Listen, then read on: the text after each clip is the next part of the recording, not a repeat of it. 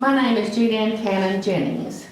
I was born at the Dice Hospital in 1939 and graduated from Dice School in 1957. I am now 78 years old. My parents were Leroy Cannon and Elise Cannon. They moved to Dice around 1937 to 38. Our farm was on Road 13, the last road on the far side of Dice. We were not the first family to live in the house. I asked my dad, why in the world did you pick this farm? A dead-end road so far from town, actually 5 miles. He said he didn't pick it. That was what the farm administration gave him. We had 40 acres, about half was cleared. I was an only child and not much help on the farm. My mother worked like a man, and together my parents worked hard.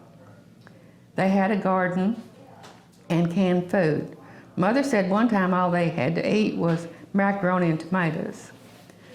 They bought the macaroni and canned the tomatoes. And I asked, well, what did you have for breakfast? She said, I guess we had macaroni and tomatoes because that's all we had.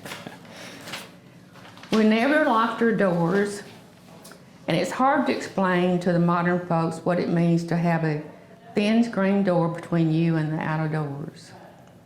Thin boards and a tacked-on screen was all that separated us from whatever was outside. There was a latch on the spring door, but it was just one of those old hooks and usually on an old bent nail to slip it on, which we rarely did. We never thought of intruders. We were poor, but never worried about our equally poor neighbors trying to steal the little that we had. We only shut the big door in bad weather. The outside light we had was the moon and the lightning bugs. We had no electricity, no running water, no phone. We just had pump water.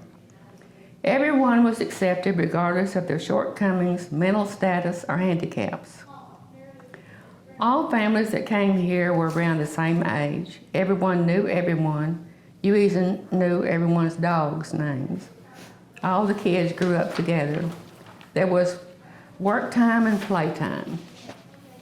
We were free to roam all over. No one had to watch us at all. We could be gone for hours, and our parents knew we were safe, as no one would harm us, only help us if we needed anyone, and everyone was always there for you, and you better mind these grown-ups just as if they were your parents. We were self-contained and had everything we needed right here at Dice. Hospitals, general stores, churches, and so on. Dice people had a lot of smarts and made do with what they had. They valued people over things. On the farm, we didn't have material possessions, but we had a lot of worth in family, community. We weren't extravagant people, but we had a lot of love, God, family, and loyalty to our country. Overall, people had a greater sense of community. We had freedom, success, failure, responsibilities, and we learned to deal with it all. A time when life moved a little bit slower, folks seemed to be a little bit friendlier, and people took the time to get to know their neighbors. Warm summer evenings, folks would wave to their neighbors and beckon them to chat on the front porch, and we talked to our neighbors and exchanged news and happenings in our lives. That was back when it took forever for a year to pass. These days, it's merely a nod's exchange with your neighbors. With no money, reputation was all that people could count on. Perhaps that's why business was conducted with a handshake and a person's word. Neighbors helped each other through hard times, sickness, accidents. Their families got together with other families at school, programs, churches, dinners, or dances with homemade music. And adults and children found a way to have fun for free. We had an extra good time considering how poor everyone was. Dice was a special place. Never again will we ever experience a place like Dice in our lives. How very fortunate we are to have these memories of days gone by. Years go by, but the memories stay. I raised a family in Mississippi County. A son lives in Osceola, Tim Stone is an RN. A son lives in Lepanto, Charles Garant is a pilot. And a daughter, Dana Darty, lives in Bartlett, Tennessee now. just recently for the past few years. She's an RN. All my children attended Dye School and Rivercrest School and have spent most of their lives in Mississippi County. Also, we had the pop shop and basketball. How proud we all were when our boys walked into the gym in their suits and ties. What a sight that was. It was really, the coach had them do that, and it was really remarkable to everybody. And I just said, part of the school song that we had was, "We're loyal to you, Dice High. To our colors, we're true, Dice High. We'll back you to stand against the best in the land, because we think you are grand, Dice High."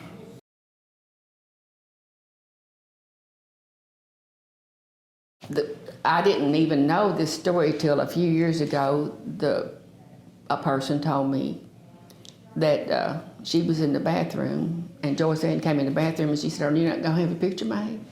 She said, "No, because this blouse I got on is real old, and I don't want to have my picture made." Joyce Ann took her blouse off and gave it to her and said, "Now go get your picture made." And when the pictures that are in the visitor center, which used to be the pop shop, my picture's in there dancing, and then Joyce Ann's, I think her picture's in thread pictures. Anyway, I knew it was going to be there, so I called all her daughters, because she's now passed away. And they come, and they just were happy and sad, you know, and everything. And so I told them that story, and they just cried, because that's the type of person she was. And there's so many stories, because that's the type of people that were here. Just loving, giving, helping people. Now, this was probably back in 1955 or 56 when this happened. But all the people in the past were the same. They were just very nice people, poor people, but I didn't really know we were poor.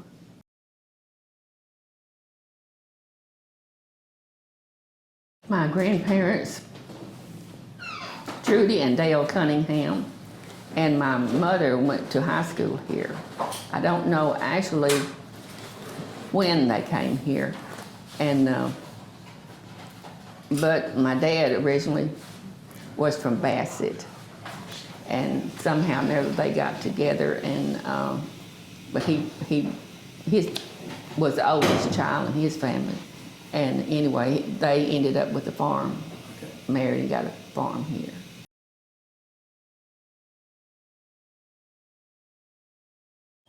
I said, if I ever got these sticks, I'll never come back again.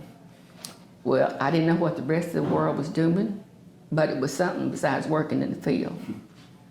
So I went to Washington, D.C. and worked for the FBI, and I found out what everybody else was doing. And I came back to Mississippi County, and I've been here ever since.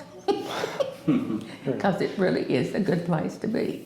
There was a representative came to the school, and you could sign up, and when they investigated you up and down, had to talk to everybody to find out what kind of person you was and all that kind of stuff. And so they accepted me, and and I went from the sticks in Dice, Arkansas to Washington, D.C.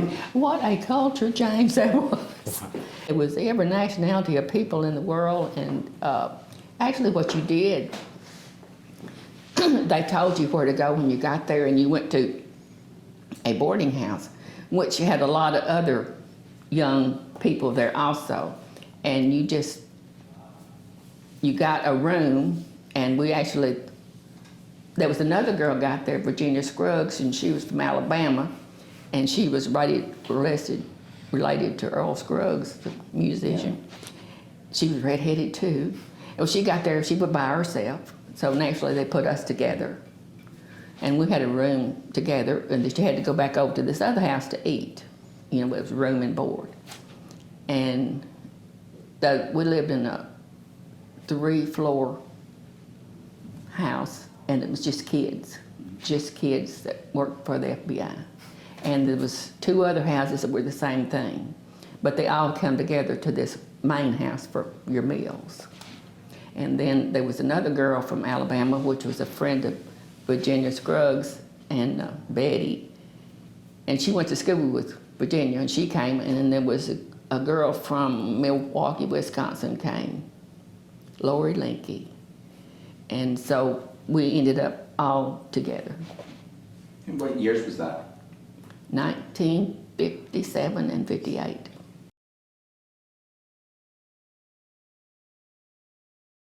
Everybody just get together, would have like dinners on the ground type thing. They had all church denominations, Assembly of God, Pentecost, Baptist, Methodist.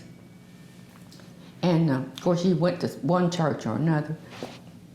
And you got to interact with a lot of people there. And we had big dinners on the ground, and they used to call them. I don't think they call that anymore. Yeah. But it was nice. It was nice. But we worked so hard. And let me tell you, school year bobbed around farming. So we got out of school to pick cotton. And then we had to go back to school other months to make up the schools we're in. But we got out of school to help harvest the crops. Well, I was the only child. It was so boring to me because it's just me and my mom and dad, you know. And I just hated every minute of it. I hated it. And I couldn't pick cotton. I'd get in so much trouble because I'd pick right along somebody else and they'd weigh up more than me. And people would even put cotton in my sack. And I still couldn't get enough. And I was always in trouble because I didn't pick enough cotton. I could barely get close to 100 pounds. Other people was getting 200 and better. Pull the cotton sack down the rows. Cotton was tall then, real tall. But that's mainly what we had was cotton and soybeans and sorghum. You mentioned earlier about the something called the pop shop. You want to talk about that? Oh, what can you say about it? It was so wonderful because we had the pop shop in the theater. Everybody came to the pop shop from 1 to 100. Everybody came to the pop shop. Even people from other towns.